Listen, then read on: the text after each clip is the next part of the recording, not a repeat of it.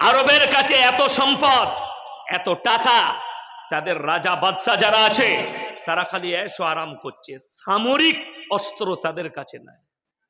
আজকে যদি পৃথিবীর সব থেকে বড় পরমাণুধর দেশ হতে হতো, সৌদি আরবকে হতে হতো। যার কাছে সব থেকে বেশি পরমাণু থাকতো, দুবাইয়ের কাছে থাকতে হতো, কাতারের কাছে থাকতে হতো, কুয়েতের কাছে থাকতে হতো। এরা খালি পেটে খেয়েছে, কলম নাই তো, লেখাপড়া নেই, রাজা বাদশাহী পেয়ে গেছে, শিক্ষা নেই, এডুকেশন নেই।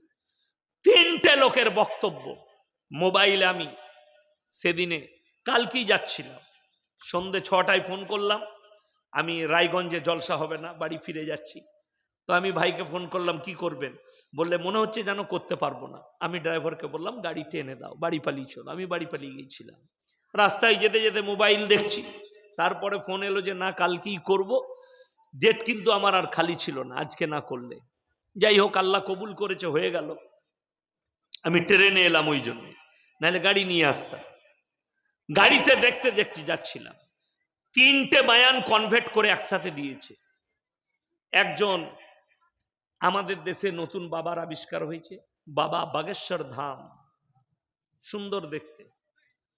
তিনি একটা বক্তব্যে বলছেন, हमारे देश के सारे भाई लोग, हमारे हिंदू भाई लोग अपने अपने घर में तमंचा रखो, हथियार रखो। तमंचार माने হচ্ছে অস্ত্র রাখো। দ্বিতীয় আর একজনের বক্তব্য এলো, তিনি একজন মহিলা, কোন দেশের এমপি হবেন, কোন রাজ্যের এমপি হবেন। তিনি বক্তব্য দিচ্ছেন, हमारे देश के जितने माँ बहन है हमारे सामने, अपने अपने घर में हथियार रखो। अगर हथियार ना हो, सब्जी काटने वाला एक चाकू भी रख लो, সবজি কাটার একটা ছুরি পর্যন্ত রাখো যদি অস্ত্র না থাকে। সালাহ দিচ্ছেন। তৃতীয় নম্বর একজন মুসলিম নেতা, তার নাম কিন্তু আমি উচ্চারণ করব না, যেহেতু আমি রাজনৈতিক বক্তা নই। বাবাকে চিনি, বাবা কিন্তু রাজনীতির লোক নয়, আমাদের মতো কথাবাচক। আমরা যেমন কথা বলছি ধর্ম নিয়ে, তিনিও ধর্ম নিয়ে প্রচার করেন, ওই জন্য বাবার নামটা নিলাম। তিনি রাজনীতির লোক নয়, কিন্তু মিডিলে দুজন রাজনীতির লোক, লাস্টে একজন মুসলিম নেতা। কোন রাজ্যের সেটাও বলবো না, রাজ্যটা বললেই লোকে চিনে ফেলবে। তিনি বলছেন, তিনার সামনে মুসলিম যুবকরা বসে আছে, শিক্ষিতরা। তো তিনি জিজ্ঞেস করছেন, ভাই কিসকে কিসকে জেব মে কলম হ্যায়, কার কার পকেটে কলম আছে, হাত তুলো। সবাই হাত তুললো। তারপরে বললেন, কিসকে কিসকে জেব মে কলম নেহি হ্যায়, তুম লোগ হাত উঠাও। তারা হাত তুললে। তিনি বললেন, এ মেরে দেশ কে মুসলমান ভাইयों और बहनों, अपने पास कलम रखो, कलम, একটা করে কলম রাখো। তার ইশারা হচ্ছে এই কোরআনের আয়াতটাই, আল্লামা বিল কলম, কলমের সাহায্যে দুনিয়া জয় করা যায়, শিক্ষার সাহায্যে, তলোয়ারের সাহায্যে নয়। আমার নবীজি সাল্লাল্লাহু আলাইহি সাল্লাম পৃথিবীর বুকে ইসলাম প্রচার করেছেন শিক্ষার দ্বারা, আখলাক আর চরিত্রের দ্বারা, তলোয়ারের দ্বারা নয়। মুসলমান, ভারতবর্ষের মুসলমান না, শুধু মাথা ঠোকার মুসলমান। আমি বললে খারাপ হয়ে যাব। আপনি কি বুঝেছেন ইসলাম কাকে বলে? আমাদের সমাজের লোক বুঝে মসজিদে গিয়ে নামাজ পড়া, 5 ওয়াক্তের কোরআন পড়া, তসবিহ তেলাওয়াত করা। লোক যেন জানে পাড়া চাচা খুব ভালো নামাজি, আমার ভাই খুব ভালো নামাজি, এটা যেন লোকে জানে। এটার নাম ইসলাম। ভুল, তোমার ইসলাম বুঝা হয়নি। নামাজ, রোজা, তসবিহ তেলাওয়াত, জিকির, আসগার, এর মধ্যে ইসলামটা সীমিত নাই।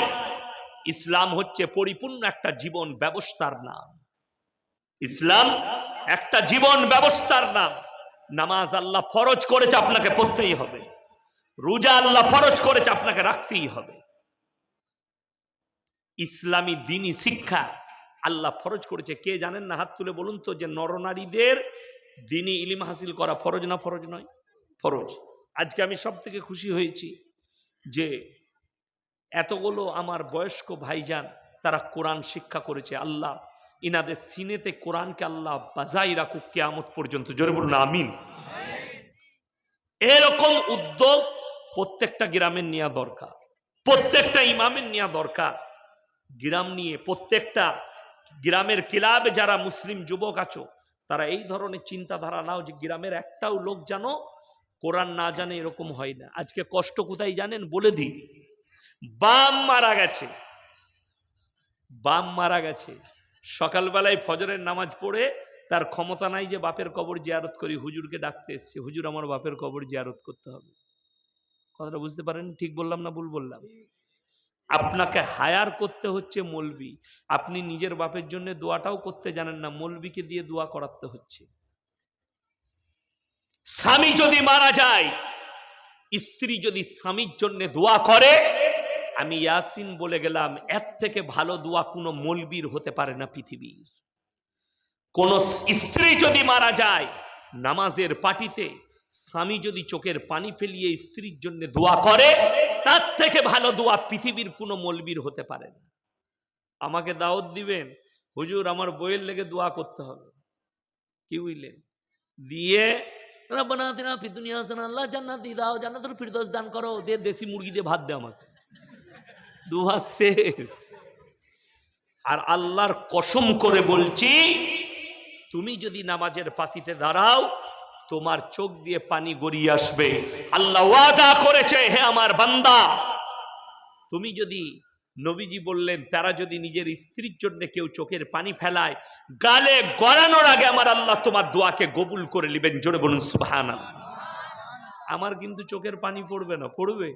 কথা বলে, তোর বউ মরেছে আমি তো খেতে এইছি, আমি বললেই খারাপ হয়ে যাবো। এখন বহু মৌলবি আমাকে গাল দিচ্ছে, আপনারা দেখেছেন ফেসবুক, কি বুঝলেন? আমি এখন পরমাণু বোমা, পশ্চিম বাংলা পরমাণু বোমা জানেন, যেখানে বাস্ট হয় সেখানে আর কিছু জন্মায়নি, হিরোসীমার নাগাসাকিতে। এই আমাদের দেশের সুন্নি গুটকাখোর আর জিলাপি হুজুরদের উপরে বাস্ট হয়েছে, ওরা এখন ছুটে বেড়াচ্ছে, কিছু খুঁজে পাচ্ছে না, দিয়ে ইয়াসিন ডাব চোর, ইয়াসিন অমুক চোর, ইয়াসিন গুটকাখোর। আমি তো ওদের নামই রেখেছি জিলাপি হুজুর গুটকাখোর।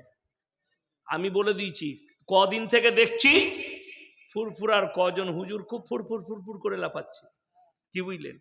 কালকে একজন বলেছে যে আমি স্টেজে থাকলে কিয়াম করেনি, আমি ইয়াসিনকে গুড়ালে ফেলিয়ে দিতাম। বড় কষ্টের বিষয়। এটা তো কোনো একটা জ্ঞানী লোকের ভাষা নয়, কোনো একটা আলেমের ভাষা এটা হতে পারে না। এইখান থেকে আপনাদিকে বলছি, আর আমার জলসা লাইভ চলছে, পশ্চিম বাংলার দেশ বিদেশের যারা দেখছো, ওই ফুরফুরার হুজুর যে বলেছে ইয়াসিনকে লাত মেরে ফেলে দিতাম, এর মধ্যে ইলেম নাই, আলেম হতেই পারে না। মাদ্রাসার মুখ পর্যন্ত দেখেনি, এটা আমার একদম গ্যারান্টি।